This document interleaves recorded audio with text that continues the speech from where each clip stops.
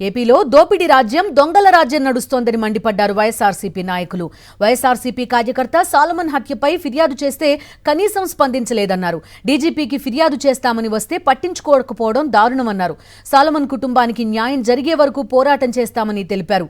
ఆయన కుటుంబానికి ₹1 కోటి పరిహారంతో పాటు 5 ఎకరాల భూమి ఇవ్వాలని డిమాండ్ చేశారు. ఈ విషయంలో న్యాయస్థానంతో పాటు హ్యూమన్ రైట్స్, ఎస్సీ కమిషన్లను ఆశ్రయిస్తామని తెలిపారు వైఎస్ఆర్సీపీ నాయకులు. మంద సాలమన్ హత్యపై ఫిర్యాదు చేసేందుకు డీజీపీ కార్యాలయానికి వెళ్లిన వైఎస్ఆర్సీపీ నాయకులను పోలీసులు అనుమతించలేదు. ముందస్తుగా సమాచారం ఇచ్చిన వైఎస్ఆర్సీపీ నేతలకు అపాయింట్మెంట్ ఇచ్చేందుకు నిరాకరించారు డీజీపీ గుప్తా. దీంతో డీజీపీ తీరును నిరసిస్తూ వైఎస్ఆర్సీపీ నాయకులు రోడ్డుపై బైఠాయించి నిరసన తెలిపారు. ఎట్టకేలకు దిగివచ్చిన పోలీసులు ఏపీ డీజీపీని కలిసేందుకు అనుమతించారు. చంద్రబాబు నాయుడు అధికారంలోకి వచ్చిన రోజు నుండి దళితులను ఊచ కోతకు వస్తున్నాడు. ఎలాగైనా బెదిరించి జగన్మోహన్ రెడ్డి గారికి దూరం చేయాలని కుయుక్తి రాజకీయాలు చేస్తున్నాడు. వాళ్ళ వల్ల కావటం లేదు కాబట్టి పోలీసు కేసులు పెట్టి మా మీద భయభ్రాంతులు చేస్తున్నాడు. మందా సాల్మన్కు ఆర్థిక సహాయం ₹1 కోటి చేసేదాకా, మందా సాల్మన్ కుటుంబానికి 5 ఎకరాల భూమిని ప్రభుత్వం ఇచ్చేదాకా, స్థానిక సిఐ, ఎస్ఐ, స్థానిక శాసనసభ్యుడు ఎరపతినేని శ్రీనివాసరావు మీద SC/ST అట్రాసిటీ కేసు పెట్టిన దాకా మా పోరాటం కొనసాగిస్తూనే ఉంటాం. తెలుగుదేశం డీజీపీ గారి దగ్గరకో, తెలుగుదేశం పార్టీ ఆఫీస్కో, నారా చంద్రబాబు నాయుడు దగ్గరకో మేము రాలేదు. ఆంధ్ర రాష్ట్ర ప్రజల డీజీపీ గారి దగ్గరకు వచ్చాం. మమ్మల్ని కనీసం కలవటానికి కూడా వారు ఇష్టపడలేదు. అంటే ఇప్పుడు ఈ డీజీపీ గారిని వీరు చంద్రబాబు నాయుడు గారి యొక్క ఏజెంట్గా పనిచేస్తున్నారా, ఆంధ్ర రాష్ట్ర ప్రజల డీజీపీగా పనిచేస్తున్నారా మాకు అర్థం కావటం లేదు. ఒక దళితుడు, ఒక మాదిక కులస్తుడు చనిపోతే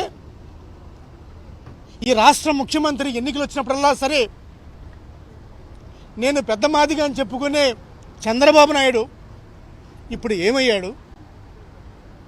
ఈ రాష్ట్రంలో, ఈ ప్రభుత్వంలో దళిత మంత్రులు ఈ మందా సాల్మన్ చనిపోతే ఏం చేస్తున్నారు?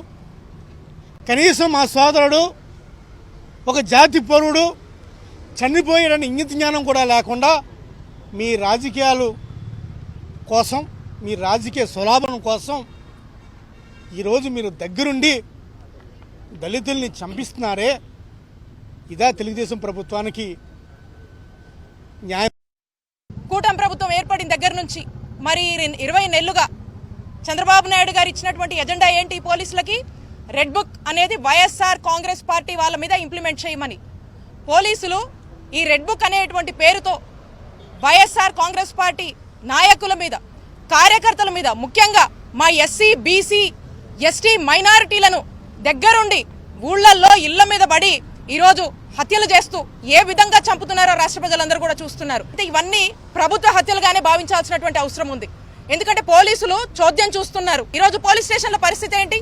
రాష్ట్రంలో ఏ సామాన్యుడు కానీ పోలీస్ స్టేషన్కి వెళ్ళి ఒక కంప్లైంట్ ఇస్తే ఆ ఎమ్మెల్యే కానీ, ఆ మినిస్టర్ కానీ, అక్కడ ఉన్నటువంటి మినిస్టర్ కానీ, లేదా చంద్రబాబు నాయుడు గారు ఆఫీస్ నుంచి చెప్తే కానీ ఎఫ్ఐఆర్ కట్టే పరిస్థితి లేదు. లేదా ఈరోజు సామాన్యుడు వెళ్ళి ఎఫ్ఐఆర్ ఇచ్చి నాకు న్యాయం చేయండి అని మాట్లాడితే తిరిగే అదే సామాన్యుడి మీద ఎఫ్ఐఆర్ కట్టేటువంటి పరిస్థితులు ఈరోజు రాష్ట్రంలో నెలకొన్నవి. స్థానికుల్నే అలో చేస్తారంట. దానికి ఇంకొక గొప్ప ఆలోచన ఏం తెలుసా? శ్మశానానికి వచ్చేటప్పుడు ఆధార్ తీసుకురావాలంట. ఆధార్ ఏందా శ్మశానానికి? ఎక్కడ నిన్నారా భారతదేశంలో ఆధార్ పట్టుకొని శ్మశానానికి పోయేది? ఒక కొత్త చట్టం తెలుగుదేశంలో రాబోతుంది. ఒక మనిషి చనిపోతే ఆ చనిపోయిన మనిషి గురించి ప్రధాన ప్రతిపక్ష పార్టీ, మాజీ మంత్రులు, ఎమ్మెల్సీలు, ఎమ్మెల్యేలు వస్తే కనీసం రిప్రజెంటేషన్ తీసుకునే ఓపిక లేదు. ఇంక వీళ్ళేం ఆర్డర్ కాపాడతారు చెప్పండి? వీళ్ళు చేసినా చేయకపోయినా రేపు హైకోర్టులో పిటిషన్ ఫైల్ చేస్తాం, హ్యూమన్ రైట్స్కి పోతాం, SC/ST కమిషన్కి పోతాం, నేషనల్ కమిషన్కి. సాలమన్ కుటుంబానికి న్యాయం జరిగే వరకు, అతన్ని చంపిన వ్యక్తికి శిక్ష పడే వరకు, ఒక ఎస్సీ చనిపోతే ఏవైతే అతని హక్కులు ఉంటాయో, అతనికి రావాల్సింది ఉంటుందో ప్రభుత్వం తరఫున మేమెక్కడ ఆపలా. గుర్తుపెట్టుకోండి, అంబాపురంలో తెలుగుదేశం యువకుడు చనిపోతే జగన్మోహన్ రెడ్డి గారు అన్ని విధాలుగా అతనికి రావాల్సింది చేసి పెట్టింది ఆ రోజు ప్రభుత్వం. మరి ఈరోజు వీళ్ళు చేస్తారో చెయ్యరనే మాకు తెలుసు. అందుకే హైకోర్టులో అయిపోతున్నాం. ఖచ్చితంగా అతనికి ఈ హక్కులన్నీ వచ్చే వరకు మా పోరాటం ఆగదని తెలియచేస్తాం. రాష్ట్రాన్ని దౌర్జన్యాల నుంచి, రాష్ట్రాన్ని అల్లరి మూకల నుంచి లా అండ్ ఆర్డర్ కాపాడవలసిన హెడ్ క్వార్టర్ గేటు దగ్గర ఉంచవలసి వచ్చింది, బైఠాయించాల్సి వచ్చింది. బయటేస్తే పోలీసు వచ్చి ఇక్కడ మాట్లాడానికి వీళ్ళు ఎత్తేస్తా ఉన్నారు. మామూలుతో కుస్తీ పడతారా లేకపోతే రిప్రజెంటేషన్ ఇవ్వడానికి అవకాశం ఇస్తారని అడిగాం, ఇంతే. మళ్ళీ అప్పుడు పిలిచారు లోపలికి. ఇంత అవసరమా డీజీపీ గారికి? ఇప్పటికి సుమారుగా 10-15 సార్లు వచ్చాం మేము. ఒక్కరోజు కూడా డీజీపీ గారు మా మొహం చూడటానికి సిద్ధంగా లేడు. కానీ రెస్పాన్సిబిలిటీ లేదు. వాట్ ఈస్ దిస్ అని అడుగుతా ఉన్నా. డీజీపీ గారు ఆఫీస్ ముందు నుంచి అడుగుతా ఉన్నా.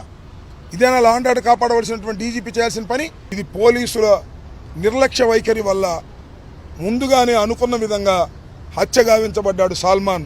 దీనిలో పోలీసుల బాధ్యత కూడా ఉంది.